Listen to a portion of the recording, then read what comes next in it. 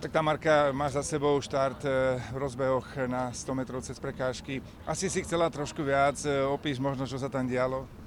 No tak už na štarte som podľa mňa chytila pomalú reakciu. Snažila som sa už bežať za nimi a podľa mňa na prvej alebo na druhej prekážke som mala také výraznejšie zakopnutie, čo ma celkom rozhodilo a potom som už musela vedome natiahnuť ďalší krok a už som to nevedela dobehnúť, potom som zakopla znova a už sa to nedalo podľa mňa.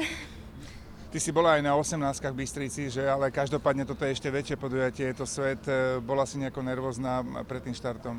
Bola som možno ešte tak týždeň dozadu, keď sme boli v kempe, ale teraz už to zo mňa nejako opadlo. Aj na štarte som sa cítila super, aj rozcvička bola vážne dobrá. No nevyšlo to, bohužiaľ. Vedľa po pravej ruke si mala Alessandru Sukovú, Talianku vychádzajúcu hviezdičku talianskej atletiky, ktorá bola strieborná na 18-kách v Rieti. Teraz tu má tiež zbehnutý vynikajúci čas. Ona ti ušla hneď v úvode, alebo ako to vyzeralo? Mala si aj nejaký rešpekt pred ňou, lebo bola hneď vedľa teba? Akože mala som rešpekt, ale snažila som sa sústrediť sama na seba a už som vedela, že na tom štarte boli všetky viac menej predo mnou, nie iba ona, takže nesústredila som sa na ňu, skôr tak na seba som sa snažila. Ako zúročíš skúsenosti? Tak skúsenosť je to určite super, atmosféra je tu neskutočná, ale budem si musieť počkať na ten svoj čas. Tak budeme držať palce. Ďakujem.